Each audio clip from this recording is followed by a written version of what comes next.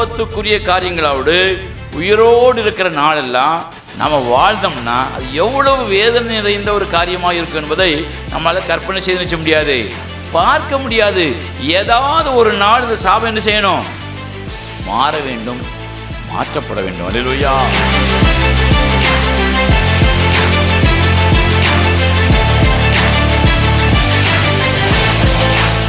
பிரியமான தேவனுடைய பிள்ளைகளே, இந்த சர்ப்பத்தை போல தினந்தோறும் அல்லது உயிரோடு இருக்கிற இந்த நாளெல்லாம் சாபத்துக்குரியவைகளையே நம்முடைய வாழ்க்கையிலே அனுபவித்துக் கொண்டிருக்கிறோமான ஒரு கேள்வியை கேட்டுக்கணும். அல்லேலூயா.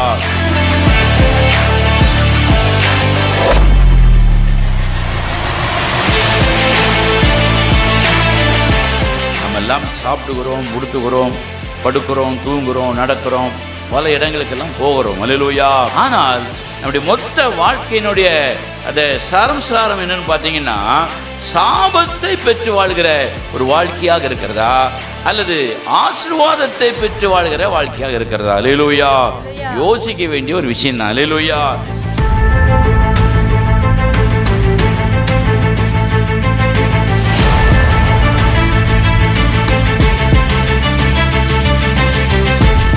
நாளெல்லாம் நான் சாபத்தோடு தான் வாழுகிறேன், நாளெல்லாம் இந்த சர்ப்பத்தை போல சாபத்துக்குரிய ஒரு வாழ்க்கையை தான் வாழ்ந்து கொண்டிருக்கிறேன், எனக்குள்ள சமாதானம் இல்லை, எனக்குள்ள நிம்மதி இல்லை, நல்ல சாப்பாடு இருக்கிறது, நல்ல வீடு இருக்கிறது, நல்ல வாகனம் இருக்கிறது, பணமெல்லாம் வரவாக இருக்கத்தான் செய்கிறது, எல்லாம் இருந்தும் என் வாழ்க்கையில சமாதானம் மறந்துக்கு கூட இல்லை, சாபத்தை தான் இந்த சர்ப்பத்தை போல நான் என் உயிரோடு இருக்கிற நாளெல்லாம் பெற்றுக்கொண்டு வாழ்ந்து கொண்டு இருக்கிறேன் என்கிற ஒரு நிலைமையில நீங்க இருந்தா, நாளெல்லாம் இந்த சாபத்துக்குரிய வாழ்க்கை ஏன்?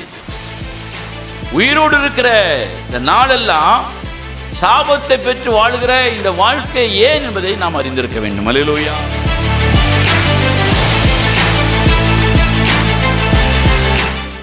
அல்லேலூயா. கர்த்தருடைய பரிசுத்த நாமத்திற்கு மகிமை உண்டாவதாக. ஆண்டவராகிய இயேசு நாமத்திலே உங்களை யாரையும் வாழ்த்துகிறேன். அல்லேலூயா. சந்தோஷமாக இருக்கிறவங்க சத்தமாக நல்ல சொல்லுங்க பார்க்கலாம்.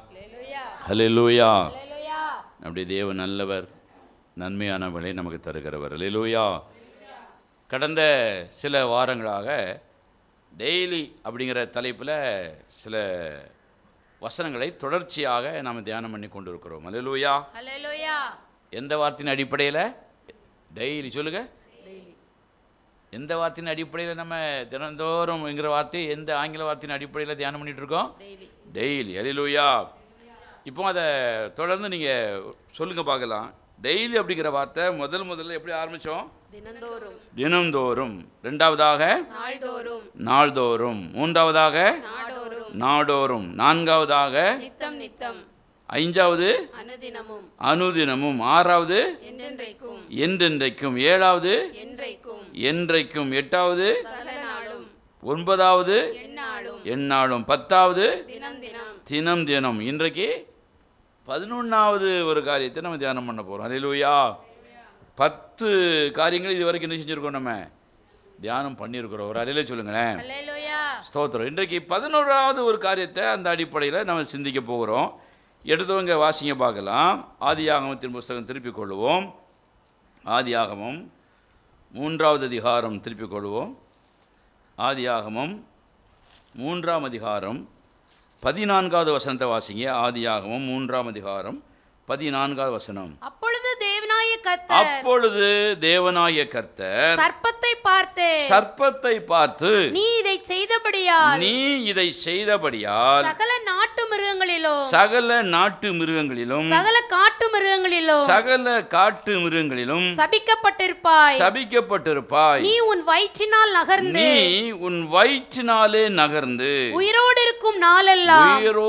இருக்கிற மறுபடியும் சொல்லுங்க. உயிரோடு இருக்கிற நாளெல்லாம் மண்ணை தின்பாய். அல்லேலூயா. இன்றைக்கு நம்ம டெய்லி அப்படிங்கிற வார்த்தையுடைய தொடர்ச்சியில நம்ம சிந்திக்க போற ஒரு வார்த்தை என்னன்னு சொன்னா, உயிரோடு இருக்கிற நாள் எல்லாம். அல்லேலூயா. நாள் எல்லாம்னா தினந்தோறும், நித்தம், அனுதினமும், சகல நாளும், நாட்கள் எல்லாம், என்றைக்கும், என்றென்றும் அப்படிங்கிறத நம்ம ஞாபகம் வச்சுக்கணும். அல்லேலூயா. இன்றைக்கு ஆண்டவர் சர்ப்பத்தை பார்த்து சபிக்கிற ஒரு வார்த்தையிலிருந்து சில காரியங்களையும் நம்ம தியானம் பண்ண போகிறோம். அல்லேலூயா. இந்த வார்த்தை யாரை பார்த்து ஆண்டவர் சொல்றாரு? சர்ப்பத்தை பார்த்து. சர்ப்பம்னா யாரு? சாத்தான், பிசாசை பார்த்து சொல்றாரு, நீ உயிரோடு இருக்கிற நாளெல்லாம் நீ என்னதான் தின்ப? மண்ணை தின்பாய். மண்ணை தான் தின்ப. அல்லேலூயா. எவ்வளவு பயங்கரமான ஒரு சாபம் பாருங்க. சில சமயத்தில் நாம் கூட சில நேரங்கள் சொல்லுவோம், எதையோ மண்ணை தின்ன மாதிரி நினைச்சிட்டு இருக்கேன், தின்னுக்கிட்டு இருக்கேன். அல்லேலூயா. சாப்பிட்டீங்களா அப்படின்னு கேட்டால், ஏதோ மண்ணை தின்ன மாதிரி தின்னுட்டு இருக்கீங்க அப்படின்னு நம்ம சொல்லுவோம். சில கணவன்மார்கிட்ட வீட்டில் சாப்பிட்டு வரீங்களா அப்படின்னா சில கணவன்மார் சொல்லுவான், என் பொண்டாட்டி மண் மாதிரி என்னத்தையும் வச்சுருந்தா அதை தின்னுட்டு வரேன் அப்படின்னு சில கணவன்மார்கள் சொல்ல நான் கேட்டிருக்கேன். அல்லேலூயா. ஏன் அப்படி சொல்கிறாங்க? மண்ணுனா என்ன அர்த்தம்னா, மண் என்பது இந்த இடத்துல சாபத்துக்குரிய ஒரு காரியமாக நம்ம வாசிக்கிறோம். அல்லேலூயா. மண்ணுனா என்னது? சாபத்துக்குரிய ஒரு காரியம். மண்ணை சாப்பிடுவாய் அப்படின்னா சாபத்துக்குரிய ஒரு காரியங்களோடு உயிரோடு இருக்கிற நாளெல்லாம் நீ என்ன செய்வாய்? வாழுவாய் அப்படின்னு அர்த்தம். அல்லேலூயா. சாபத்துக்குரிய காரியங்களோடு உயிரோடு இருக்கிற நாளெல்லாம் நம்ம வாழ்ந்தோம்னா அது எவ்வளவு வேதனை நிறைந்த ஒரு காரியமாக இருக்கும் என்பதை நம்மளால் கற்பனை செய்து நிச்சய முடியாது, பார்க்க முடியாது. ஏதாவது ஒரு நாள் இந்த சாபம் என்ன செய்யணும்? மாற வேண்டும், மாற்றப்பட வேண்டும். அல்லேலூயா. வாழ்க்கை முழுவதுமே உயிரோடு இருக்கிற நாளெல்லாம் சர்ப்பமானது சபிக்கப்பட்ட பிறகு மண்ணை தின்பது போல சாபத்தையே பெற்று வாழ்கிற ஒரு வாழ்க்கை நமக்கு இருக்குமானால் அது வேதனையான சாபம் நிறைந்த ஒரு காரியம் என்று வேதம் சொல்லுகிறது. அல்லேலூயா. இந்த சர்ப்பத்திற்கு என்னது கிடையாது அப்படின்னா காது கிடையாது. அல்லேலூயா. சர்ப்பத்துக்கு என்ன கிடையாது? காது கிடையாது. ஆனால் சாத்தான் சர்ப்பத்துக்குள்ள ஏவாளோடு என்ன செஞ்சான்? பேசினான்னு வேதம் சொல்கிறது. அல்லேலூயா. சாத்தானுக்கு காது ரொம்ப கூர்மையாக தான் இருக்கும். ஒரு அல்லேலூயா சொல்லுங்க பார்க்கலாம். ஆனால் சர்ப்பத்துக்கு என்ன கிடையாது? காது கிடையாது.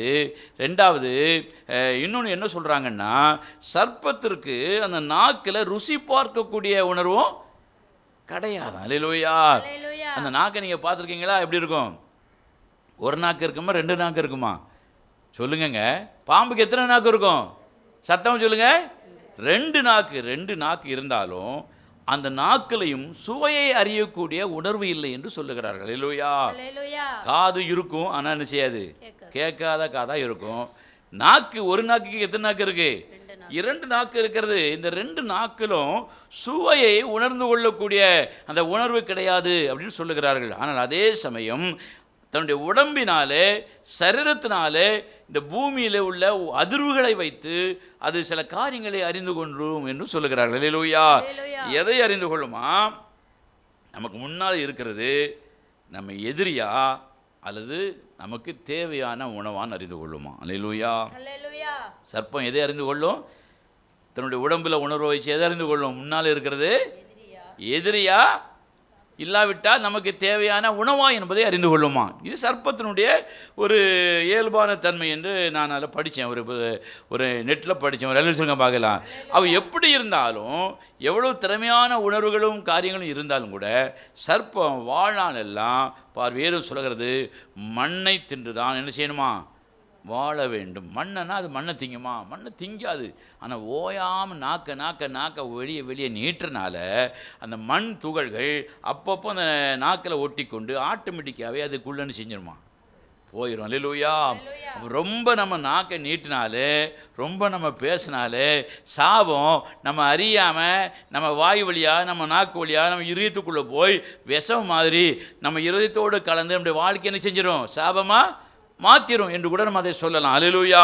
இந்த வேதம் சொல்லுகிறது, இந்த சர்ப்பமானது தேவனால் சாபம் பெற்றதுனால உயிரோடு இருக்கிற நாளெல்லாம் சாபத்துக்குரிய அந்த மண்ணை தின்றே தன்னுடைய வாழ்க்கை என்ன செய்தது? வாழ்ந்தது அப்படின்னு வேதம் சொல்லுது. அல்லேலூயா. பிரியமான தேவனுடைய பிள்ளைகளே, இந்த அருமையான இந்த பகல் வேளையில் தேவ சமூகத்தில் உட்கார்ந்துருக்கிற நாம் இந்த சர்ப்பத்தை போல தினந்தோறும் அல்லது உயிரோடு இருக்கிற இந்த நாளெல்லாம் சாபத்துக்குரியவைகளையே நம்முடைய வாழ்க்கையிலே அனுபவித்து கொண்டிருக்கிறோமான்னு ஒரு கேள்வியை கேட்டுக்கணும். அல்லேலூயா. நம்ம எல்லாம் சாப்பிடுகிறோம், உடுத்துகிறோம், படுக்கிறோம், தூங்குகிறோம், நடக்கிறோம், பல இடங்களுக்கெல்லாம் போகிறோம். அல்லேலூயா. ஆனால் நம்முடைய மொத்த வாழ்க்கையினுடைய அந்த சாரம் என்னன்னு பார்த்தீங்கன்னா, சாபத்தை பெற்று வாழ்கிற ஒரு வாழ்க்கையாக இருக்கிறதா அல்லது ஆசீர்வாதத்தை பெற்று வாழ்கிற வாழ்க்கையாக இருக்கிறதா? அல்லேலூயா. யோசிக்க வேண்டிய ஒரு விஷயம் தான். அல்லேலூயா. வந்திருக்கிற நாம் அல்லது இந்த செய்தியை ஆன்லைன் மூலமாக கேட்டுக்கொண்டிருக்கிற அருமையான தேவனுடைய ஜனங்கள் ஒவ்வொருவரும் சிந்திக்க வேண்டிய ஒரு காரியம், நாம் வாழுகிற இந்த உயிரோடு இருக்கிற இந்த நாள் எல்லாம் ஒவ்வொரு நாளும் சாபத்தை நம்முடைய வாழ்க்கையிலே பாருங்கள் பெற்று அனுபவிக்கிறோமா அல்லது ஆசீர்வாதத்தை பெற்று அனுபவிக்கிறோமான்னு யோசிக்கணும். அல்லேலூயா.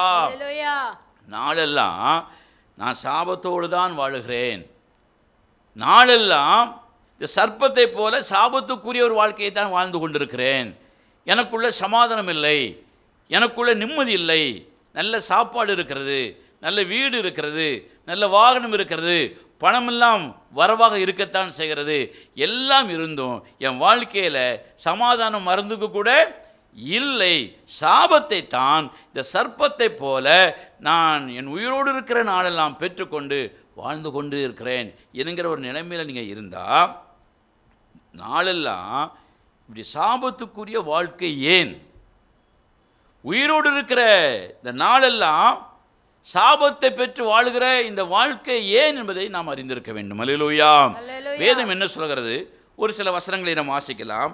நாளெல்லாம் சாபத்தை பெற்று வாழ்ந்ததற்கான ஒரு காரணம், முதலாவது சர்ப்பம் ஏன் சாபத்தை பெற்றது அப்படின்னு பார்த்தீங்கன்னா, ஆதியாகமத்தின் புஸ்தகம் 3ஆம் அதிகாரம் முதல் வசனத்தை வாசிங்க. தேவனாகிய கர்த்தர் உண்டாக்கின சகல காட்டு ஜீவன்களை பார்க்கிலும் சர்ப்பமானது தந்திரமுள்ளதாக இருந்தது. அல்லேலூயா. சர்ப்பம் ஏன் தன் உயிரோடு இருக்கிற நாளெல்லாம் சாபத்தை பெற்று வாழ்ந்தது என்பதற்கான காரணத்தை வேதம் சொல்கிறது. சர்ப்பம் எப்படிப்பட்டதாக இருந்தது? தந்திரமுடையதாக இருந்தது. அல்லேலூயா. என்ன குணம் இருந்துச்சு அதுக்கு? தந்திரம். தந்திரம்னா என்னது? யாருகிட்ட எப்படி பேசலாம் என்பதை விட எப்படி நடிக்கலாம் என்பதுதான் சரியான ஒரு வார்த்தை. அல்லேலூயா. ஆமாம், பேசலாம் என்பதை விட யாரிடத்துல எப்படி நடிக்கலாம், என் கணவனிடத்தில் நான் எப்படி நடிக்கலாம், என் மனைவியிடத்தில் நான் எப்படி நடிக்கலாம், என் தகப்பன் தாயிடத்தில் நான் எப்படி நடிக்கலாம், என் சகோதர சகோதரிகளிடத்தில் நான் எப்படி நடிக்கலாம், இந்த உலகத்தில் நான் வாழுகிற நண்பர்கள் சமுதாயத்தின் மத்தியில் நான் எப்படி நடிக்கலாம் என்று வாழுகிற ஒரு சோகம் தான் என்னது? தந்திரம் என்று வேதம் சொல்லுகிறது. அல்லேலூயா. ஏன் நடிக்கணும்? எதுக்காக நடிக்கணும்? நம்முடைய தேவைகளை பெற்றுக்கொள்வதற்காக, அல்லாவிட்டால் நம் முன்பு நிற்கிற எதிரிகளிடத்திலிருந்து நாம் தப்புவிக்கப்படுவதற்காக ஏதோ சில வார்த்தைகளை, போலியான பொய்யான உண்மைக்கு மாறான வார்த்தைகளை சொல்லி நாம் என்ன செய்கிறோம்? அநேகர் நடிக்கிறோம். அந்த நடிக்கிறதுக்கு பேர் தான் என்ன பேர்? தந்திரம். இல்லைன்னு சொன்னால் மாய்மாலம் என்று வேதம் சொல்லுகிறது. அல்லேலூயா. நம்முடைய வாழ்க்கையில் ஆளுக்கு தகுந்த மாதிரி நடிக்கிற ஒரு மனிதனாக, தேவ பிள்ளையாக, குடும்பத்தில், சமுதாயத்தில், வேலை செய்கிற, தொழில் செய்கிற இடத்துல, சபையில் நடிக்கிற ஒரு தேவ பிள்ளையாக, தேவனுடைய ஊழியக்காரராக இருந்தால் நாம் தந்திரமுடையவர்களாக வாழுகிறோம் என்பதிலே சந்தேகமில்லை. அப்படி தந்திரமுடையவர்களாக வாழும் பொழுது உயிரோடு இருக்கிற நாளெல்லாம் சாபத்தை தான் பெற்று அனுபவித்து வாழ வேண்டும் என்று வேதம் சொல்கிறது. அல்லேலூயா. அப்போ சர்ப்பமானது வாழ்நாளெல்லாம் சாபத்தை பெற்றதற்கு காரணம் தந்திரமான ஒரு வாழ்க்கை. அல்லேலூயா. அதை நம்ம இடத்துல என்ன செய்திருக்க கூடாது? வைத்திருக்க கூடாது, பயன்படுத்தவும் கூடாது, மாற்றிக்கொள்ள வேண்டும். ரெண்டாவதாக, நாளெல்லாம் சாபத்தை பெற்று வாழ்வதற்கான காரணம் என்ன தெரியுமா? வாசிங்க பார்க்கலாம். ஆதியாகமத்தின் புஸ்தகம் 3ஆம் அதிகாரம் 17ஆம் வசனத்தை வாசிங்க. ஆதியாகமத்தின் புஸ்தகம் 3ஆம் அதிகாரம் 17ஆம் வசனத்தை வாசிக்கலாம். பின்பு அவர் ஆதாமை நோக்கி, நீ உன் மனைவியின் வார்த்தைக்கு செவி கொடுத்து புசிக்க வேண்டாம் என்று நான் உனக்கு விலக்கின விருட்சத்தின் கனியை நீ புசித்தபடியினால் பூமி உன் நிமித்தம் சபிக்கப்பட்டிருக்கும். நீ உயிரோடு இருக்கும் நாளெல்லாம் வருத்தத்தோடே அதனுடைய பலனை புசிப்பாய். அல்லேலூயா. ஆதாமை பார்த்து ஆண்டவர் சொல்றாரு, நீ உயிரோடு இருக்கிற நாளெல்லாம் வருத்தத்தோடு உனக்கு வருகிற பலனை நீ செய்வாய், புசிப்பாய். பலன் வருகிறது, லாபம் கிடைக்கிறது, நன்மைகள் கூடி வருகிறது. ஆனா அவைகளை நாம் அனுபவிக்கும் பொழுது எப்படி அனுபவிக்கிறோம்? வருத்தத்தோடு அனுபவிக்கிறோம். நீ இந்த பாவத்தை செய்ததுனாலே உன் நிமித்தம் இந்த பூமி என்ன செய்கிறது? சபிக்கப்பட்டிருக்கிறதுன்னு ஆண்டவர் சொல்கிறார். அல்லேலூயா. இன்றைக்கு நம் நிமித்தம் பூமி சபிக்கப்படுகிறதோ இல்லையோ, நம் நிமித்தம் நம்முடைய குடும்பங்கள் என்ன செய்கிறது? சபிக்கப்பட்டிருக்கிறது. ஒரு கணவன் நிமித்தம், ஒரு மனைவி நிமித்தம், ஒரு பெற்றோர்கள் நிமித்தம், பிள்ளைகள் நிமித்தம் ஒரு குடும்பம் என்ன செய்கிறது? சபிக்கப்பட்டதாக மாறுகிறது. ஏன் சபிக்கப்பட்டதாக மாறுகிறது? ஆதாமை தேவன் ஏன் சபித்தார்? அங்கே ஒரு வார்த்தையை குறிப்பிடுகிறார். நான் உனக்கு சொன்ன வார்த்தைக்கு நீ செவி கொடாமல் உன் மனைவியினுடைய வார்த்தைக்கு செவி கொடுத்தபடினால் இந்த பூமி உன் நிமித்தம் சபிக்கப்பட்டிருக்கும். உன் வாழ்நாள் எல்லாம் என்னத்தை அனுபவிப்பாய்? வருத்தத்தோடு உனக்கு வருகிற பலனை நீ அனுபவிப்பாய் அப்படின்னு சொல்லியிருக்க. அல்லேலூயா. சாப்பிடுவாய், புசிப்பாய் அப்படின்னு சொல்லியிருக்காங்க. எல்லாம் இருந்தும் வருத்தத்தோடு சாப்பிடுவது கூட மண்ணை சாப்பிடுவதற்கு சமம். அல்லேலூயா. ஏன்? தேவனுடைய வார்த்தையை விட நீ உன் மனைவியினுடைய வார்த்தைக்கு செவி கொடுக்கிறாய். தேவனுடைய வார்த்தையை விட உன் கணவனுடைய வார்த்தைக்கு செவி கொடுக்கிறாய். தேவனுடைய வார்த்தையை விட உன் அதிகாரிகளுடைய வார்த்தைக்கு நீ செவி கொடுக்கிறாய்.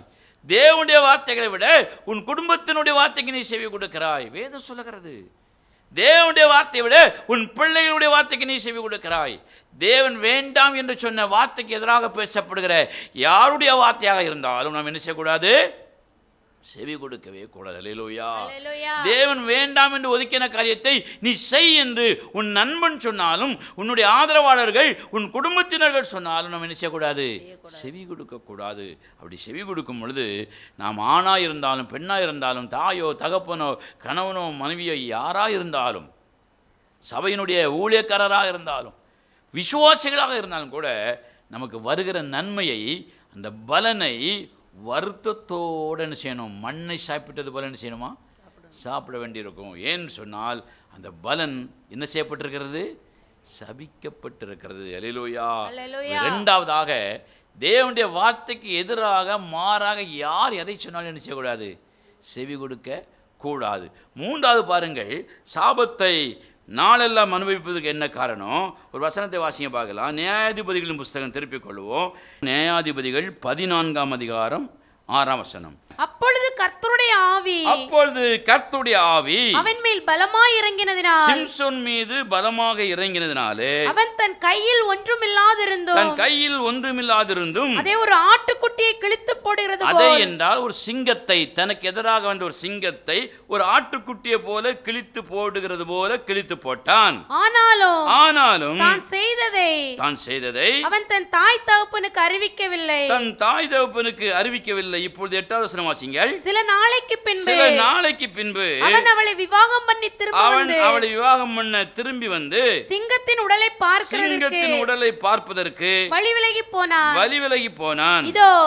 இதோ சிங்கத்தின் உடலுக்குள்ளே தேனீ கூட்டமும் தேனும் இருந்தது. அவன் அதை தன் கைகளினால் எடுத்து சாப்பிட்டு கொண்டே நடந்து தன் தாய் தகப்பனிடத்திலே வந்து அவர்களுக்கும் கொடுத்தான்.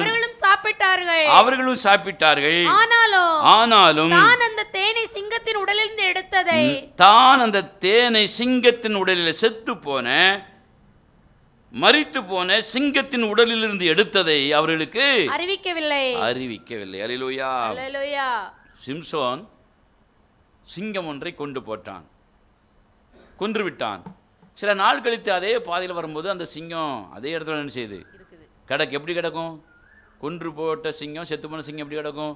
ஒரு மாதிரி எல்லாம் மொச்சி அசிங்கமாக கிடக்கும். அதுக்குள்ளே ஒரு தேன் வந்து என்ன செஞ்சுருக்கு, கூடு கட்டியிருக்கு. ஒரு அலையில் சொல்லுங்க பார்க்கலாம். கெட்டு போன அந்த சிங்கத்துக்குள்ள தேன் இருக்கு. அல்லேலூயா. இவன் என்ன செஞ்சிட்டான், இனிப்பாக இருக்குன்னு சொன்னோடனே தேனை தூக்கி சாப்பிட்டாச்சு. சாப்பிட்டுட்டு வீட்டில் கொண்டு அம்மாவுக்கும் அப்பாவுக்கும் கொடுத்தாச்சு. அவங்களும் வாங்கி பழக்குன்னு செஞ்சாச்சு, முழுங்கியாச்சு. ஒரு அலையில் பார்க்கலாம்.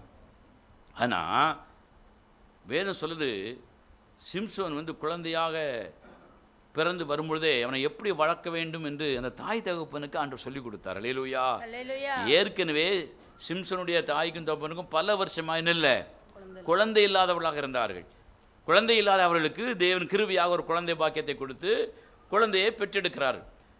அந்த குழந்தையை பெற்றெடுத்த பின்பு இந்த குழந்தையை எப்படி வளர்க்க வேண்டும் என்று குழந்தையை பெறுவதற்கு முன்பதாகவே ஆண்டவர்கிட்ட கேட்குறாங்க. அல்லேலூயா. அப்போ ஆண்டவர் சில காரியங்களே சொல்லுகிறார். முழு விவரத்தையும் சொல்ல நேரம் இல்லை. அதில் ஒன்று சொல்லுகிறார், தீட்டானதை என்ன செய்யக்கூடாது, சாப்பிடக்கூடாது. அருவருப்பானதை என்ன செய்யக்கூடாது, சாப்பிடக்கூடாது. அசிங்கமானதை இவன் புசிக்கக்கூடாது. அது வந்து எனக்கு பிரியமாக இருக்காது. அப்படி புசித்தால் இவனுடைய பலம் என்ன செஞ்சிடும், இவனை விட்டு போயிடும். இவன் நல்ல பலசாலியாக வருவான், சூரியனை போல வருவான், ஆஸ்வதிக்கப்பட்டவனை போல வருவான் அப்படின்னு அந்த குழந்தையாக இருக்கும் பொழுதே தேவன் அவனை ஆஸ்வதிக்கிறார். வரையில சொல்லுங்க பார்க்கலாம். ஆனால் அவனை எப்படி வளர்க்க வேண்டும் என்கிற முறையை தாய் தகப்பனுக்கு சொல்லிக் கொடுக்கிறார். நீ இப்படித்தான் உன் பிள்ளைய வளர்க்கணும். அல்லேலூயா. உன் மகனை சிம்சோனை இப்படித்தான் நீ வளர்க்கணும். அருவருப்பானதை சாப்பிட அவனை நினைச்சக்கூடாது, விட்டுறக்கூடாது அப்படின்னு சொல்லி ஆண்டவர் சொன்னார். இப்போ இவன் தேனை எடுத்துட்டு வரான். தேனை எங்கேருந்து எடுத்துட்டு வரான், செத்து போன சிங்கத்தினுடைய உடல்ல இருந்து. அல்லேலூயா. இது தீட்டான உணவா பரிசுத்தமான உணவா? தீட்டான உணவு. நமக்கே தெரியுது, அவனுக்கு தெரியல. அல்லேலூயா. அது தெரிஞ்சுன்னு சாப்பிட்டானோன்னு நமக்கு தெரியல. அல்லேலூயா. தீட்டான உணவை எடுத்து தானும் தின்று கொண்டு அம்மா அப்பாவுக்கும் கூட என்ன செய்தான், கொடுத்தான். அம்மா அப்பா தேனுன்னு சொன்ன உடனே எதையும் விசாரிக்காம என்ன செஞ்சிட்டாங்க, வாயில் போட்டு முழுங்கியாச்சு. அல்லேலூயா. இந்த இடத்துல நான் அடிக்கடி சொல்லக்கூடிய ஒரு காரியம், உங்கள் கணவனாக இருந்தாலும், உங்கள் மனைவியாக இருந்தாலும், உங்கள் பிள்ளைகளாக இருந்தாலும், ஒரு பொருளையோ ஒரு பணத்தையோ ஒரு ஜாமானையோ கொண்டு வரும் பொழுது இது எப்படி கிடைத்தது, எங்கே வாங்கினீர்கள், எப்படி இந்த பொருள் கிடைப்பதுக்கு உங்களுக்கு காசு கிடைத்தது, இதெல்லாம் என்ன செய்யணும், விசாரிக்கணும். அல்லேலூயா. விசாரிக்காம ருசியில் மயங்கி வாயில் தூக்கி போட்டுக்கிட்டீங்கன்னா சிம்சோனும் உங்களுக்கு இருக்க மாட்டான், நீங்களும் ஆசீர்வாதமாக இருக்க முடியாது. அல்லேலூயா. வேதம் சொல்லுகிறது, சிம்சோன் தீட்டான உணவை புசித்ததுனால அவன் சபிக்கப்பட்டவனை போல மாறி பாருங்கள், ஜீவனையே இழந்தான், பலத்தை இழந்தான், விழுந்து போனான் என்று வேதம் சொல்கிறது. அல்லேலூயா. அப்போ தீட்டான ஒரு உணவு, ஒரு சாபமான ஒரு உணவை அவன் புசித்தான் என்று வேதம் சொல்கிறது. அல்லேலூயா. தன்னுடைய தாய்க்கும் தகப்பனுக்கும் கொடுத்தான், அவங்களும் விசாரிக்காமல் வாயில் போட்டுன்னு செஞ்சுட்டாங்க, சாப்பிட்டுட்டாங்கன்னு வேதம் சொல்லுது. அல்லேலூயா. அப்போ இது எவ்வளோ பெரிய ஒரு சாபம் பாருங்க. இன்னைக்கு நம்முடைய வாழ்க்கையில் எதையுமே விசாரிக்காமல் அனுபவிக்கவே கூடாது. அல்லேலூயா. புருஷன் கொண்டு வந்தாலும் சரி தான், புள்ள கொண்டு வந்தாலும் சரி தான், மனைவி கொண்டு வந்தாலும், யார் கொண்டு வந்தாலும் இது எப்படி வந்ததுன்னு என்ன செய்யணும், விசாரிக்கணும். எனக்கு தேவையாக இருக்கிறது, இது எனக்கு ரொம்ப அவசியம் என்பதற்காக தவறான ஒன்றை, சாபம் நிறைந்த ஒன்றை, தீட்டான ஒன்றை நமக்குள்ளே அனுபவிக்கும்படி அதை அங்கீகரிக்கவும் கூடாது, அதை ஏற்றுக்கொள்ளவும் கூடாது. அல்லேலூயா. அது யாருக்கிட்ட இருந்து வந்தாலும் சரிதான். அல்லேலூயா. அப்போ சிம்சோன் இங்கே விழுந்து போனதற்கான காரணம் சாபமான தீட்டான உணவை, தேனை சாப்பிட்டதினாலே. வேதம் சொல்கிறது, தேவன் அவனுக்கு கொடுத்த அந்த கட்டளைகளை அவன் மீறினதுனாலே இந்த மாதிரியான சாபம் அவனுடைய வாழ்க்கையில் என்ன செஞ்சது, வந்தது. அல்லேலூயா. நாளெல்லாம் விழுந்து போன ஒரு மனிதனாக மாறி மரித்தே போனான் என்று வேதம் சொல்கிறது. அல்லேலூயா. அடுத்தால பாருங்க, ஒரு சாபமான ஒரு காரியத்தை நீங்கள் வாசிங்க பார்க்கலாம். ஏசாயா தீர்க்கதரிசியின் புஸ்தகம் திருப்பிக் கொள்வோம், 66ஆம் அதிகாரம் 17ஆம் வசனத்தை வாசிங்க. ஏசாயா 66ஆம் அதிகாரம் 17ஆம் வசனத்தை வாசிங்க. தங்களை தாங்களே தங்களை தாங்களே பரிசுத்தப்படுத்திக் கொள்ளுகிறவர்களும் பரிசுத்தப்படுத்திக் கொள்ளுகிறவர்களும் தோப்புகளின் நடுவிலே தோப்புகளின் நடுவிலே தங்களை தாங்களே தங்களை தாங்களே ஒருவர் பின் ஒருவராய் ஒருவர் மீது ஒருவராய் சுத்திகரித்துக் கொள்ளுகிறவர்களும் சுத்திகரித்துக் கொள்ளுகிறவர்களும் பன்றி இறைச்சியையும் பன்றி இறைச்சியையும் அருவருப்பானதையும் எலியையும் சாப்பிடுகிறவர்களும் எலியையும் சாப்பிடுகிறவர்கள் ஏகமாய் சங்கரிக்கப்பட்டு போவார்கள். அல்லேலூயா. அல்லேலூயா. சாபத்தை சர்ப்பம் மண்ணு வடிவத்தில் வாங்கி சாப்பிட்டது போல, ஆதாம் சாப்பிட்டது போல, சிம்சோன் சாப்பிட்டது போல, தேவஜனங்கள் இங்க அருவருப்பான சாபமான உணவை சாப்பிட்டாங்க. அல்லேலூயா. என்னதெல்லாம்? பன்னி, எலி, பன்றி இறைச்சியும் எலி இறைச்சியும். அல்லேலூயா. இதை சாப்பிட்டாங்களாம். ஏன் சாப்பிட்டாங்க? வேதத்தில் இது சாப்பிட அனுமதிக்கப்பட்டிருக்கிறதா? கிடையாது. அல்லேலூயா. தேவன் இதை வேண்டாம் என்று சொன்னதை இவர்கள் சாப்பிட்டாங்க. ஆனால் வேதம் சொல்லுது ஏன் சாப்பிட்டாங்களாம்? தங்களை தாங்களே பரிசுத்தம் பண்ணி கொள்ளும்படியாக. அல்லேலூயா. இவர்களை பரிசுத்தம் பண்ணி கொள்ளுகிறார்கள். இவர்களை சுத்தம் பண்ணி கொள்ளுகிறார்கள். அல்லேலூயா. நான் செய்வது எல்லாமே சரியாகத்தான் இருக்கும் என்று நினைத்து இவர்களே இதை செய்கிறார்கள். அல்லேலூயா. தேவன் வேண்டாம் என்று விலக்கின இந்த காரியத்தை அவர்கள் செய்கிறார்கள். அதனால் வேதம் சொல்கிறது அருவருப்பாக மாறினார்கள். அல்லேலூயா. அவங்களுக்கு கிடைத்த அந்த தண்டனை என்ன? வேதம் கடைசி வரியில் சொல்கிறது, வாசிங்க. அவர்கள் எலியையும் பன்றி இறைச்சியையும் அருவருப்பானையும் சாப்பிட்டதுனால ஏகமாக திடீரென்று சங்கரிக்கப்படுவார்கள். யோசித்து பாருங்க. நாளெல்லாம் அருவருப்பான உணவு. அல்லேலூயா. ஏன்? தங்களை தாங்களே பரிசுத்தம் பண்ணி கொள்ளுகிறவர்கள், தங்களை தாங்களே சுத்தம் பண்ணி கொள்ளுகிறவர்கள், தேவ வார்த்தையின்படி தங்களை சரிப்படுத்தாமல் தங்களுக்கு எது நியாயம் எது நீதி என்று தெரிகிறதோ, இந்த சமுதாயத்தில் எது சரி எது தவறு என்று தெரிகிறதோ அந்த அடிப்படையில் தங்கள் வாழ்க்கையை அமைத்து கொண்டவர்கள் இந்த எலியையும் பன்றியையும் சாப்பிடுவதற்கு சமமானவர்கள். இவர்கள் சங்காரம் பண்ணப்படுவார்கள் என்று வேதம் சொல்கிறது. அல்லேலூயா. வாழ்நாளெல்லாம் நல்ல சாப்பாடை உணவாக சாப்பிட வேண்டிய இவங்க சர்ப்பத்தை போல சாபத்துக்குரிய உணவுகளையே வாழ்நாளெல்லாம் தங்கள் வாழ்க்கையில் என்ன செஞ்சாங்க? அனுபவித்தார்கள். அதாவது உலகத்துக்குரிய சாபமான காரியங்களை பெற்றுக்கொண்டு அதன்படி தங்கள் வாழ்க்கையை வாழ்ந்தார்கள் என்று வேதம் சொல்கிறது. அல்லேலூயா. வாழ்நாளெல்லாம் சாபத்துக்குரிய வாழ்க்கையை இவர்கள் வாழ்ந்ததற்கான காரணம் முதல்ல தந்திரம். அல்லேலூயா. முதல்ல அதற்கு என்ன காரணம்? தந்திரம். இரண்டாவது என்ன காரணம்? தேவனுடைய வார்த்தையை மீறி வேறு ஒருவருடைய சொல்லை கேட்டு கீழ்ப்படிவது என்று வேதம் சொல்கிறது. மூன்றாவது என்ன காரணம்? தேவனுடைய கட்டளையை மீறி தீட்டானதை தங்கள் வாய்க்கு உணவாக சிம்சோனும் அந்த குடும்பம் என்ன செஞ்சது? விசாரிக்காமல் சாப்பிட்டது. அல்லேலூயா. அடுத்தால வேதம் சொல்கிறது, தேவன் ஒதுக்கின அருவருப்பான அந்த உணவை சாப்பிட்டு தங்களை தாங்களே பரிசுத்த கொள்ளும்படியாக, தங்களை தாங்களே சுத்தம் பண்ணி கொள்ளும்படியாக ஒரு சூழ்நிலையில் அவர்கள் வாழ்ந்தார்கள். அதனால் சங்கரிக்கப்பட்டார்கள் வேதம் சொல்லுது. அல்லேலூயா. இவைகள் எல்லாம் உணவு மாதிரி இருந்தாலும் இவைகள் சாபத்துக்குரிய வாழ்க்கைக்கு ஏதுவானது என்பதை புரிந்து கொள்ள வேண்டும். அல்லேலூயா. வாழ்நாளெல்லாம் சாபத்துக்குரிய வாழ்க்கையை நம்ம வாழ்ந்துட்டு இருக்கிறோமா? இனி என்ன செய்யக்கூடாது?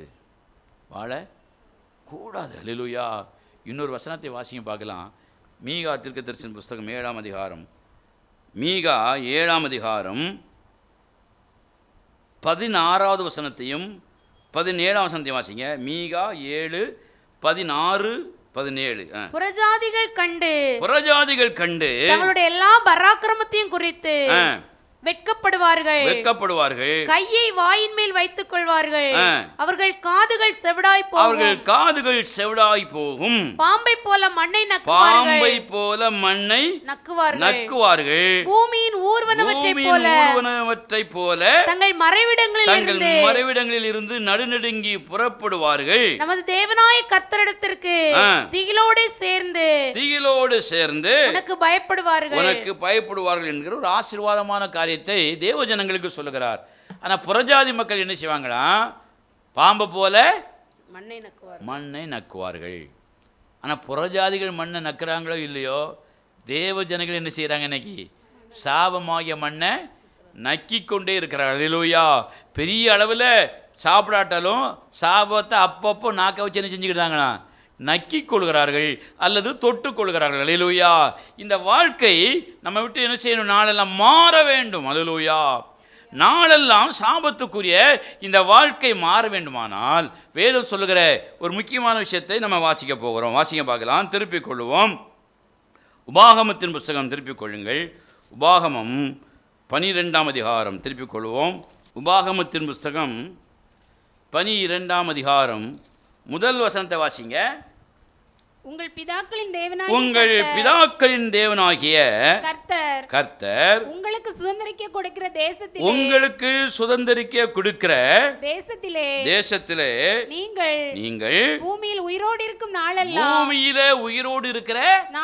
திரும்ப சொல்லுங்க. பூமியிலே உயிரோடு இருக்கிற நாளெல்லாம் கை கொண்டு நடக்க வேண்டிய கட்டளைகளும் நியாயங்களும் ஆமே. அல்லேலூயா. இன்னொரு வசனத்தை வாசிங்க. 12ஆம் அதிகாரம் உபாகமம் 12ஆம் அதிகாரம் 28ஆம் வசனத்தை வாசிங்க. நீ உன் தேவனாகிய கர்த்தரின் பார்வைக்கு நன்மையும் செம்மையுமானதை செய்வதினால் நீயும் உனக்கு பின்வருகிற உன் பிள்ளைகளும் என்றென்றைக்கும் நன்றாக இருக்கும்படி நான் உனக்கு கற்பிக்கிற இந்த எல்லா வார்த்தைகளையும் நீ கவனித்து கேள். அல்லேலூயா. மோசே மூலமாக தேவன் தம்முடைய ஜனங்களுக்கு பேசுகிறார். என்ன பேசுறாரு? நீ தேசத்துல பூமியில உயிரோடு இருக்கிற நாளெல்லாம் கை கொண்டு நடக்க வேண்டிய கட்டளைகள் என்று சொல்லிவிட்டு, இந்த கட்டளையின்படி நீ நடந்தால், அந்த 28ஆம் வசனம் சொல்லுகிறது, நீயும் உன் பிள்ளைகளும் என்றென்றைக்கும். அல்லேலூயா. நாளெல்லாம் நீயும் உன் பிள்ளைகளும் நன்றாயிருப்பீர்கள் என்று சொல்லுகிறார். அல்லேலூயா.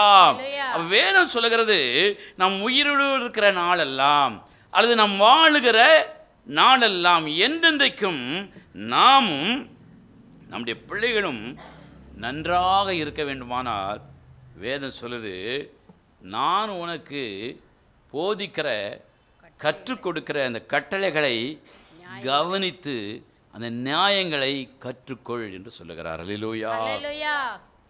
நாமும் நம்ம பிள்ளைகளும். அல்லேலூயா. நீங்கள் நிறைய குடும்பங்களை பார்க்குறோம். பெற்றோர் நல்லா இருந்தால் பிள்ளைகள் நல்லா இல்லை, பிள்ளைகள் நல்லா இருந்தால் பெற்றோர்கள் நல்லா இல்லை. அல்லேலூயா.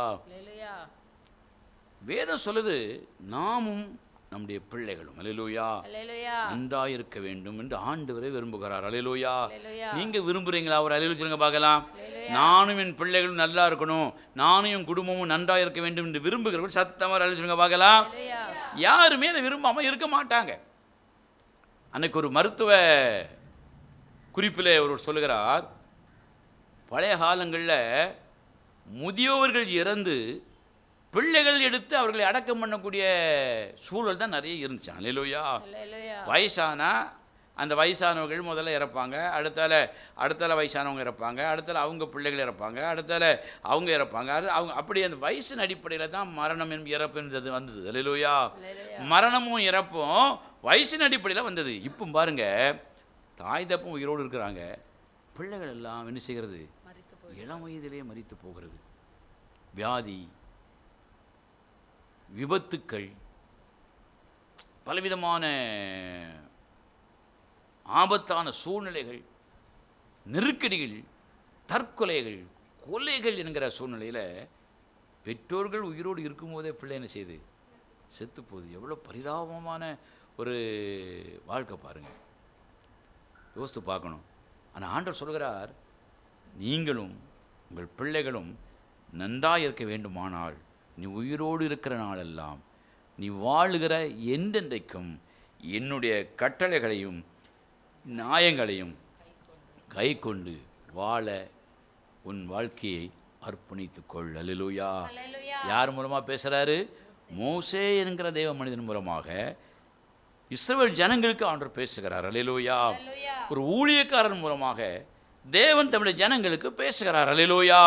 இப்போ உங்களுக்கு ஒரு ஊழியக்காரர் மூலமாக இந்த வசனத்தை ஞாபகப்படுத்துகிறார். அல்லேலூயா.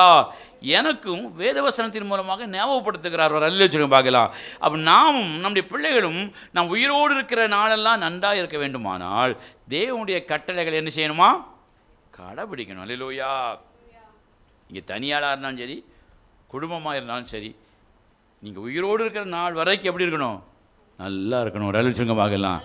அப்போ தேவனுடைய கற்பனைகளை கவனித்து கேட்டால் மாத்திரம் போதாது, கவனித்து கற்றுக்கொண்டு கடைபிடித்து கற்றுக் கொடுக்க வேண்டும். அல்லேலூயா. சரி, இந்த அதிகாரத்தில் தேவன் மோசே மூலமாக நமக்கு எழுதி கொடுத்துருக்கிற அந்த காரியங்கள் என்ன அப்படின்னு பார்த்தீங்கன்னா, ஒவ்வொரு வசனங்களாக நம்ம வாசிக்க பார்க்கலாம். உபாகமத்தின் புஸ்தகம் 12ஆம் அதிகாரம், உபாகமம் 12, 5, 6, 7 3 வசனத்தை வாசிங்க.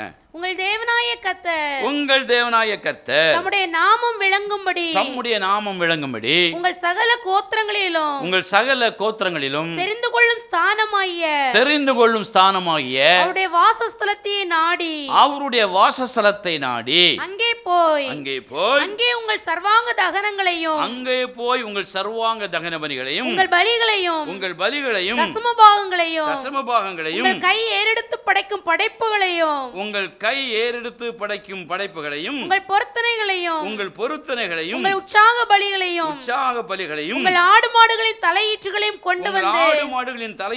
கொண்டு வந்து அங்கே உங்கள் தேவனை கர்த்தருடைய சந்நிதியிலே புசித்து நீங்கள் கையிட்டு செய்ததும் உங்கள் தேவனாய கர்த்தர் உங்களை ஆசீர்வதித்ததுமான யாவுக்காகவும் நீங்களும் உங்கள் குடும்பத்தாரும் சந்தோஷப்படுவீர்களாக. அல்லேலூயா. ஆண்டவர் சொல்லுகிறார், கர்த்தர் உன்னை ஆசீர்வதித்த எல்லா காரியங்களுக்காகவும், உன்னை ஆசீர்வதித்த எல்லா காரியங்கள் நிமித்தமும் நீயும் உன் குடும்பத்தாரும். அல்லேலூயா. திரும்ப சொல்லுங்க, நீயும் உன் குடும்பத்தாரும். நாம எப்படி சொல்லணும்? நானும் என் குடும்பத்தாரும். சத்தமா சொல்லுங்க பார்க்கலாம். நானும் என் குடும்பத்தாரும் தேவன் உங்களை தெரிந்து கொண்ட அந்த வாசஸ்தலத்திற்கு போய் சந்தோஷமாக தேவனுக்கு படைக்க வேண்டியவைகளை படைத்து, காணிக்கைகளை தசமபாகங்களை படைத்து, அதற்கு பின்பு அந்த தேவ ஜனங்களோடு கூடி நீயும் உன் குடும்பத்தாரும் சந்தோஷத்தோடு புசிப்பீர்களாகன்னு போட்டிருக்கு. அல்லேலூயா. நம்ம யாரோட புசிப்போம்? நீ ஞாயிற்றுக்கிழமை அத்தை வருவாளா, சித்தி வருவாளா, அக்கா வருவாளா, தங்கச்சி வருவாளா, தோழிகள் வருவார்களா, நண்பர்கள் வருவார்களா, யாராவது இன்றைக்கி வருவார்களா, அல்லது அவர்கள் வருவார்களே என்று நினைத்து 1 கிலோ 2 கிலோ 3 கிலோ 4 கிலோ கோழிக்கறி எடுத்து நல்லா திம்போம். அல்லேலூயா. அதான் நம்முடைய பாலிசி. அது தவறுன்னு வேதமும் சொல்லலை, நானும் சொல்லலை. அல்லேலூயா. ஆனால் நீங்கள் எங்கே போய் சந்தோஷப்படணுமா? தேவன் உன்னை ரட்சித்து உன்னை தெரிந்து கொண்ட அந்த இடத்துக்கு நீ போகணுமா? அல்லேலூயா. பொதுவாக இந்த சபையில் இருக்கிற 100க்கு 90 பேர் அல்லது 99 பேர் இங்கே இருந்து ரட்சிக்கப்பட்டவர்கள். அல்லேலூயா. அவர்களை தேவன் இந்த ஸ்தலத்திற்கு கொண்டு வந்து ரட்சித்து குடும்பமாக்கி எவ்வளோ காரியங்களில் என்ன செய்திருக்கிறாரு? ஆசீர்வதித்திருக்கிறார். சொல்லுங்க பார்க்கலாம். அப்படிப்பட்ட தேவ ஜனங்களாகிய நீங்கள் என்ன செய்யணுமா? பணமும் ஆசீர்வாதம் வந்தபோது காணிக்கை தசம்பாத தேவனுக்கு செலுத்திவிட்டு சபையோடு இணைந்து புசித்து என்ன செய்யணுமா? சந்தோஷப்படணுமா? அல்லேலூயா. சபையை விட்டுட்டு தேவ ஜனங்களை விட்டுட்டு நீ தனியாக சந்தோஷப்பட்டா, நீ உன் குடும்பத்தோடு மாத்திரம் சந்தோஷப்பட்டா அது தேவனுக்கு பிரியமானது இல்லை. அல்லேலூயா. நீ அவங்களோடும் சந்தோஷமாயிரி, தேவ ஜனங்களோடும் சந்தோஷமாயிரி. அல்லேலூயா. அதைத்தான் நான் அடிக்கடி சொல்லுவேன். தேவ ஜனங்களாக நாம் கூடி வரும் பொழுது நாம் சந்தோஷப்படும்படியாக எதையாயிலும் ஒன்றை நாம் செய்ய வேண்டும். அல்லேலூயா. இது தேவனுடைய கட்டளைகளிலே ஒன்று. அப்படி நீ உயிரோடு இருக்கிற நாளெல்லாம் செய்தால் நீயும் உன் குடும்பமும் எப்படி இருப்பீங்க? என்றென்றைக்கும் நன்றாக இருப்பீர்கள். கரங்கள் தட்டி கர்த்தரை மகிமைப்படுத்தி பார்க்கலாம். ஹalleluya. இரண்டாவதாக, நாம் நம் குடும்பமும் என்றென்றைக்கும் உயிரோடு இருக்கிற நாளெல்லாம் நன்றாக இருக்கும்படி நாம் செய்ய வேண்டியது என்ன? வாசிங்க பார்க்கலாம். உபாகமத்தின் புஸ்தகம் அதே 12ஆம் அதிகாரம் 8வது வசனத்தை வாசிங்கள். உபாகமம் 12:8 வாசியுங்கள். இங்கே இந்நாளில் நாம் அவனவன் தன் பார்வைக்கு சரியானதையெல்லாம் செய்வது போல நீங்கள் செய்யாதிருப்பீர்களாக. ஹல்லேலூயா. நீங்க நிறைய மக்களை பார்க்குறோம். அவன் தன் பார்வைக்கு எது சரியாகத்தானே செய்வான். ஹல்லேலூயா. யார் என்ன சொன்னாலும் கேட்க மாட்டான். அது கூட பரவாயில்ல, தேவன் சொன்னாலே கேட்க மாட்டான். ஹல்லேலூயா. ஆண்டவர் சொன்னதே என்ன செய்ய மாட்டான், கேட்க மாட்டான். தனக்கு எதுன்னு சரின்னு படுகிறதோ அதை தான் செய்வான். ஹல்லேலூயா. அப்படி செய்வதனாலே அவன் எங்கே தான் போய் என்னத்தை விருந்து வச்சு புசித்தாலும் அவன் எதை தான் நக்கணும், சாபமான வாழ்க்கையை தான் வாழ வேண்டியிருக்கும். ஹல்லேலூயா. சர்ப்பம் மண்ணை நக்கி சாபத்தை பெற்றது போல தான் தேவனுடைய கட்டளைகளுக்கு கீழ்ப்படியாமல் நம்முடைய பார்வைக்கு மட்டும் நலமானதே நாம் செய்து வாழ்ந்து கொண்டிருந்தால் சாபத்தை தான் வாங்கி வாங்கி வாங்கி வாங்கி என்ன செய்யணும், உயிரோடு இருக்கிற நாளெல்லாம் வாழ வேண்டும் என்று வேதம் சொல்கிறது. ஹல்லேலூயா. ஆகவே தேவ ஜனங்களாகிய நீங்களும் நானும் இதை கேட்டுக்கொண்டிருக்கிற விசுவாசிகளே, தேவனுடைய ஊழியர்களே, நம்முடைய பார்வைக்கு சரியானது எது என்பதை பார்த்து செய்யாமல் நாம் செய்கிறது தேவனுடைய பார்வையிலே சரியானதா, தேவன் இதை அங்கீகரிப்பாரா, தேவன் இதை ஏற்றுக்கொள்வாரா என்று சொல்லி என்ன செய்யணுமா, சிந்தித்து செயல்படணும். ஹல்லேலூயா. நீ சத்தமாக ஒரு ஹல்லேலூயா சொல்லுங்கம்மா அப்படின்னு வேதம் சொல்லுது. அப்படி சொன்னால் நாமும் நம்முடைய பிள்ளைகளும் நாம் உயிரோடு இருக்கிற நாளெல்லாம் எப்படி இருப்போம், நன்றாக இருப்போம். இனிமே அடுத்த கட்டளை என்ன வாசிங்க. உபாகமத்தின் புஸ்தகம் 12ஆம் அதிகாரம் திருப்பிக் கொள்வோம். உபாகமத்தின் புஸ்தகம் 12ஆம் அதிகாரம் 13ஆம் வசனத்தை வாசிங்க. கண்ட இடமெல்லாம் நீ உன் சர்வாங்க தகன பலிகளை இடாதபடி எச்சரிக்கையாக இரு. உன் கோத்திரங்கள் ஒன்றிலே கர்த்தர் தெரிந்து கொண்ட இடத்தில் மாத்திரம். திரும்ப சொல்லுங்க. கர்த்தர் தெரிந்து கொண்ட இடத்தில் மாத்திரம். கர்த்தர் தெரிந்து கொண்ட இடத்தில் மாத்திரம். வேதம் சொல்கிறது, தேவன் நம்மை தெரிந்து கொண்ட இடத்துல நாம கொண்டு போய் என்ன செய்யணுமா, காணிக்கைகளை செலுத்த வேண்டும். பங்கு போடக்கூடாது. ஹல்லேலூயா. தசம பாகத்தை பங்கு போடக்கூடாது. காணிக்கை பங்கு போட்டால் கூட பரவாயில்ல. ஆனால் இந்த வேத வசனத்தின்படி தேவன் தெரிந்து கொண்ட இடத்துல தான் கொண்டு போய் நம்ம தசம பாகங்களை காணிக்கை என்ன செய்யணும், படைக்கணும்னு வேதம் சொல்லுது. ஹல்லேலூயா. கண்ட இடத்துலலாம் நம்ம என்ன செய்யக்கூடாதா, காணிக்கைகளையும் தசம பாகங்களையும் செலுத்தக்கூடாது, தேவனுக்கு பலிகளை இடக்கூடாதுன்னு வேதம் சொல்லுது. ஹல்லேலூயா. இன்னைக்கு நிறைய பேரை பார்க்குறோம், எல்லாத்தையும் பிரித்து அவங்களுக்கு எது சரின்னு படுதோ அங்கே தான் கொடுப்பாங்க. ஹல்லேலூயா. வேதம் சொல்லுது, நீ கண்ட இடமெல்லாம் உன் காணிக்கையையோ உன் தசமபாகத்தையோ நீ பிரித்து என்ன செய்யக்கூடாது, கொடுக்கக்கூடாது. அப்படி கொடுத்தால் நீ உன் பார்வைக்கு சரியானபடின்னு செய்கிறாய், தேவனுடைய பார்வைக்கு சரியானதுன்னு என்ன செய்யலை, செய்வதில்லை என்பதை புரிந்து கொள்ள வேண்டும். ஆகவே தேவனுடைய பார்வைக்கு சரியானதை செய்யாமல் நம்ம பார்வைக்கு சரியானதை செய்தால் நாம் உயிரோடு இருக்கிற நாளெல்லாம் எவ்வளவு சொத்து பத்துக்கள் ஆசீர்வாதங்கள் நம்மை சுற்றி இருந்தாலும் நாம் சாபத்தையே நம்முடைய வாழ்க்கையில் அனுபவிக்க வேண்டிய ஒரு நிர்பந்தத்திற்குள்ளாக நாமும் நம் குடும்பம் என்ன செஞ்சிருவோம், தள்ளப்பட்டு போயிடுவோம். ஹல்லேலூயா. அடுத்ததாக வேதம் சொல்கிற இன்னொரு கட்டளை என்ன வாசிங்க பார்க்கலாம். உபாகமத்தின் புஸ்தகம் திருப்பிக் கொள்ளுவோம். உபாகமத்தின் புஸ்தகம் திருப்பிக் கொள்வோம். 12ஆம் அதிகாரம். உபாகமம் 12ஆம் அதிகாரம் 32ஆம் வசனத்தை வாசிங்க. நான் உனக்கு விதிக்கிற யாவையும் செய்யும்படி கவனமாக இரு. நீ அதனோட ஒன்றையும் கூட்டவும் வேண்டாம், அதில் ஒன்றையும் குறைக்கவும் வேண்டாம். ஹல்லேலூயா. முதல்ல என்ன சொன்னேன், வேதம் என்ன சொல்லுது, நாமும் நம்முடைய பிள்ளைகளும் என்றென்றைக்கும் உயிரோடு இருக்கிற நாளெல்லாம் நன்றாக ஆசீர்வாதமாக இருக்கும்படி நம்ம செய்ய வேண்டிய அந்த கட்டளைகளிலே இந்த அதிகாரத்தில் சொல்லப்பட்ட முதல் காரியம் என்னது, உபாகமத்தின் புஸ்தகம் 12ஆம் அதிகாரம் அந்த 7ஆம் வசனத்தை மட்டும் வாசிங்க. அங்கே உங்கள் தேவனாய கர்த்தருடைய சந்நிதியில் அங்கே உங்கள் தேவனாய கர்த்தருடைய சந்நிதியிலே புசித்து நீங்கள் கையிட்டு செய்ததும் உங்கள் தேவனாய கர்த்தர் உங்களை ஆசீர்வதித்ததுமான யாவுக்கு. இதான் முதல் பாயிண்டா எடுத்துக்கணும். தேவனாய கர்த்தர் உங்களை ஆசீர்வதித்ததற்கான யாவுக்காகவும் நீங்களும் உங்கள் குடும்பத்தாரும் தேவனுடைய சந்நிதியிலே போய் சந்தோஷப்படுவீர்களாக. அப்போ முதல்ல நம்ம செய்ய வேண்டிய கட்டளை எது? தேவன் நம்மை ஆசீர்வதித்த ஆசீர்வாதத்துக்கு தக்கதாக நாமும் நம்முடைய குடும்பத்தாரும் தேவனுடைய சன்னிதானத்திலே போய் சந்தோஷப்படுவீர்களாக. அல்லேலூயா. காணிக்கைகளை தசமபாகங்களை செலுத்தி சந்தோஷப்படுவீர்களாக. இரண்டாவது எது? அவனவன் தன் பார்வைக்கு சரியானதை என்ன செய்யக்கூடாது, தேவனுடைய பார்வைக்கு சரியானதை செய்ய வேண்டும். மூன்றாவது, நாம் கண்ட இடமெல்லாம் தேவனுக்கு என்ன செய்யக்கூடாது, பலிகளை அதாவது காணிக்கைகளை தசமபாகங்களை செலுத்தக்கூடாது. தேவன் உங்களை தெரிந்து கொண்ட ஸ்தலத்திலே போய் அந்த இடத்துல என்ன செய்யணும், காணிக்கைகளையும் தசமபாகங்களையும் செலுத்த வேண்டும். அல்லேலூயா. நான்காவதா சொன்னேன், உபாகமம் 12ஆம் அதிகாரம் 32ஆம் வசனம் வாசிங்க. நான் உனக்கு விதிக்கிற யாவையும் செய்யும்படி கவனமாக இரு. நீ அதனோடே ஒன்றும்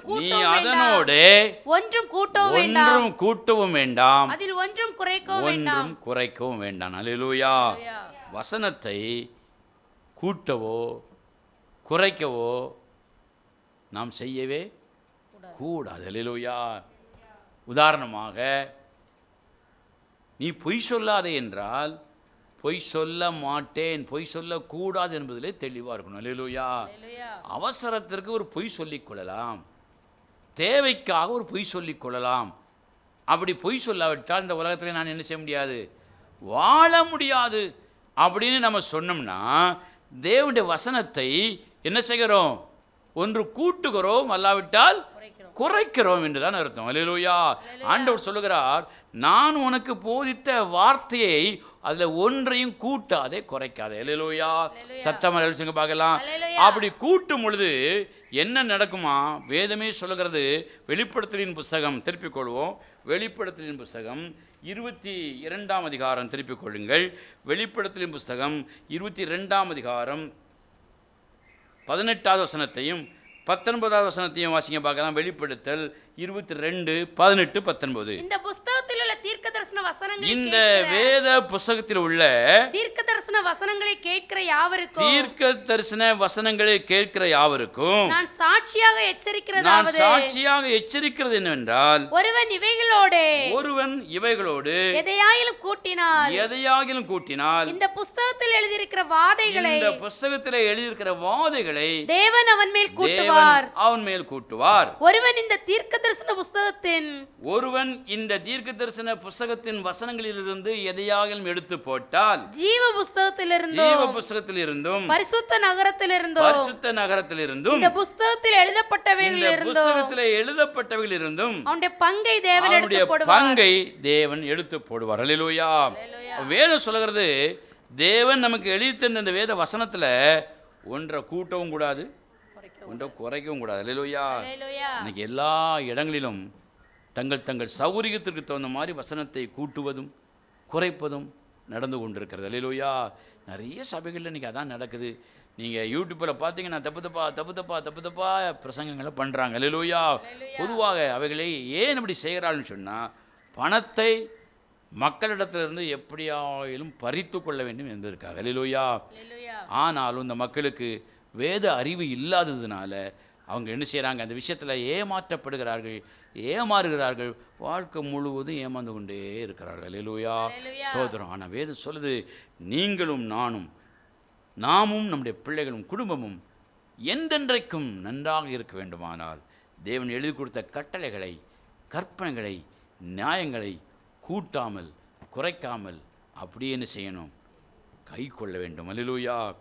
தேவனுடைய கட்டளைகளை, கற்பனைகளை அப்படியே நம்முடைய வாழ்க்கையிலே நாம் என்ன செய்யணும், வாழ்ந்து காட்டணும். அல்லேலூயா. அது மாத்திரமல்ல, வேதம் சொல்கிறது, குடும்பமாக தேவன் நம்மை ஆசீர்வதித்த ஆசீர்வாதத்துக்கு தக்கதாக தேவன் என்னையும் உங்களையும் தெரிந்து கொண்ட இடத்திற்கு வந்து நீங்கள் காணிக்கைகளை செலுத்திவிட்டு நீங்கள் எல்லாரும் சேர்ந்து புசித்து சந்தோஷப்படுவீர்களாக என்று வேதம் சொல்லுது. அல்லேலூயா. அது மாத்திரமல்ல, நீங்களும் உங்கள் குடும்பமும் நானும் என் குடும்பமும் நன்றாக இருக்க வேண்டுமானால் என் பார்வைக்கு உங்கள் பார்வைக்கு சரியானதை செய்யாமல் தேவனுடைய பார்வைக்கு சரியானது ஏதோ அதை செய்ய நாம் பழகிக்கொள்ள வேண்டும். அல்லேலூயா. அது மாத்திரமல்ல, நமக்கு வருகிற பணத்தை, ஆசீர்வாதத்தை, பொருளை காணிக்கையாக செலுத்த வேண்டுமானால் அதை கண்ட இடமெல்லாம் செலுத்தக்கூடாது. அல்லேலூயா. தேவன் எங்கே அசைவாடுகிறாரோ, தேவன் எங்கே வாசம் பண்ணுகிறாரோ, அல்லது தேவன் என்னை எங்கே தெரிந்து கொண்டாரோ, தேவன் எந்த சபையிலே என்னை ரட்சித்தாரோ அந்த சபையிலே நாம் கொண்டு போய் அந்த காணிக்கைகளை படைக்க வேண்டும் என்று வேதம் சொல்கிறது. அல்லேலூயா. இன்னும் ஒரே ஒரு வார்த்தையை சொல்லிவிட்டு நான் முடிக்கலாம் என்று ஆசைப்படுகிறேன். வாசிங்க, உபாகமத்தின் புஸ்தகம் 12ஆம் அதிகாரம். தேவன் கொடுத்த கட்டளைகளில் ஒன்றை வாசிக்கலாம். உபாகமம் 19ஆம் வசனத்தை வாசிங்க. உபாகமம் 12ஆம் அதிகாரம் 19ஆம் வசனம்.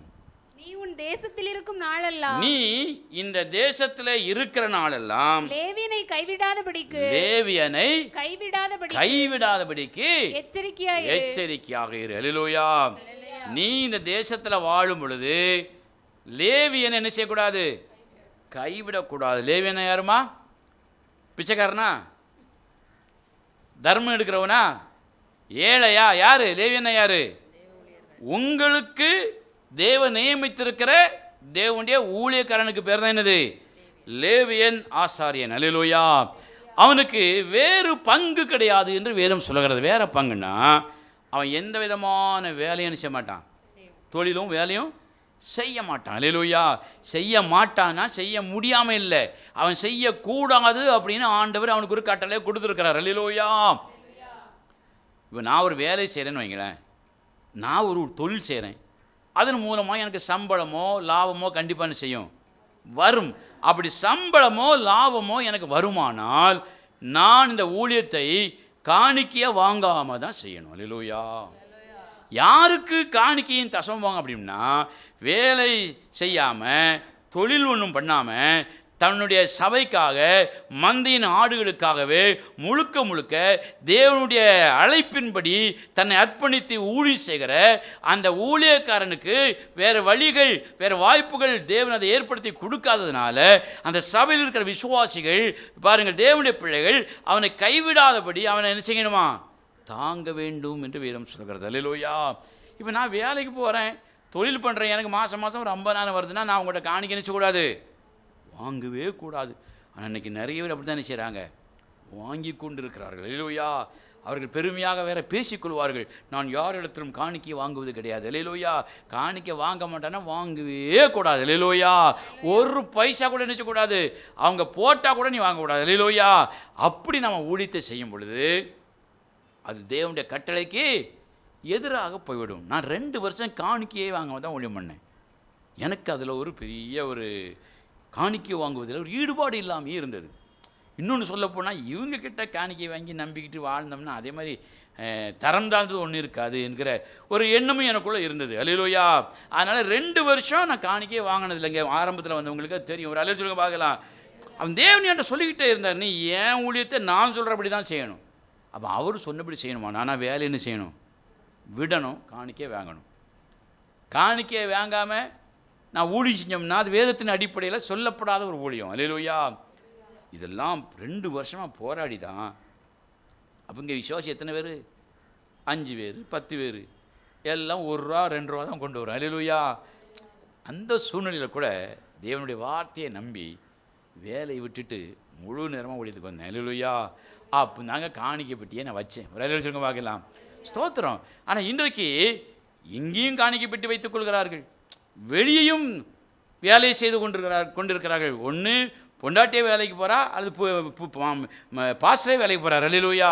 இப்படி வருமானத்தை ஈட்டிக் கொள்கிறார்கள். வேதம் சொல்கிறது, அது வேதத்தில் சொல்லப்படாத ஒழுங்கு. அல்லேலூயா. நீங்கள் வேலை செய்து சாப்பிடுங்கள், தொழில் செய்து சாப்பிடுங்கள். அப்படி செய்கிற நீங்கள் சுவிசேஷ ஊழியத்தை உங்கள் பணத்தை செலவழித்து சந்தோஷமாக செய்யுங்க. அல்லேலூயா. ஆண்டவருக்கு கொடுக்க வேண்டியவங்களை கொடுத்துட்டு நீங்கள் சுவிசேஷ ஊழியமாக செய்யுங்கள். போகிற இடத்துல காணிக்க வாங்காத, பஸ்ஸுக்கு பீஸு பெட்ரோலுக்கு காசுன்னு வாங்காத. அல்லேலூயா. நான்லாம் அப்படி வாங்கினதே கிடையாது. ரயில்வே சங்கம் பார்க்கலாம். ஏன் சொல்கிறேன்? தேவன் என்ன சொல்லியிருக்கிறாரோ அப்படி தான் செய்யணும். அல்லேலூயா. ஆகவே தான் வேலையை விட்டுட்டு தொழிலை விட்டுட்டு, தொழில் செய்ய தெரியாமல் இல்லை, வேலைக்கு போக முடியாமல் இல்லை, தேவனுடைய வசனத்தினுடைய கட்டளைகளை கூட்ட குறைக்கக்கூடாது என்பதற்காகத்தான் லேவியனாக ஆசாரியனாக இந்த ஊழியத்தை இந்த ஊரில் இந்த சபையில் இதுவரை செய்துக்கிட்டு இருக்கிறேன். அல்லேலூயா. இப்படிப்பட்ட ஒரு லேவியன் எங்கிருந்தாலும் நம்ம என்ன செய்யக்கூடாது? கைவிட்டக்கூடாது. நீங்கள் எதை விதைக்கிறீங்களோ அதுதான் உங்களுக்கு திருமணம் செய்யும், கிடைக்கணும் வேதம் சொல்லுது. அல்லேலூயா. ஆகவே உங்களுக்காக தேவன் ஏற்படுத்திய ஊழியக்காரனை கைவிட்டவே கூடாது. நீங்களே கைவிட்டாலும் தேவன் என்ன செய்ய மாட்டார்? கைவிட மாட்டார். ஆனால் கைவிட்ட நீங்கள் என்ன செய்யப்படுவீர்கள்? சூழ்நிலைகளிலே கைவிடப்பட்டு போவீர்கள். அதான் வேதம் சொல்லுது. அதனால் உங்களுக்காக தேவன் நியமித்த, இதை கேட்டுக்கொண்டிருக்கிற தேவனுடைய விசுவாச பிள்ளைகள் யாராக இருந்தாலும், வேலை செய்யாமல், தொழில் செய்யாமல், எந்த வருமானமும் இல்லாமல் ஊழியத்தை செய்கிற ஒரு தேவ மனிதனுக்கு உங்கள் காணிக்கைகளை, தசமபாகங்களை தேவனுடைய கட்டளைகளின் முடிவு செய்யுங்க, கொடுங்க. அப்பொழுது நீங்களும் உங்கள் குடும்பமும், நானும் என் குடும்பமும் உயிரோடு இருக்கிற நாளெல்லாம் எப்படி இருப்போம்? நன்றாக இருப்போம். கரங்களை தட்டி கத்தனை மகிமைப்படுத்துங்க பார்க்கலாம். எல்லோரும் அப்படி எழுப்பி இருப்போம். கண்களை மூடி நாம் செபிக்க போகிறோம். எல்லோரும் எழுப்பி இருக்கலாம்.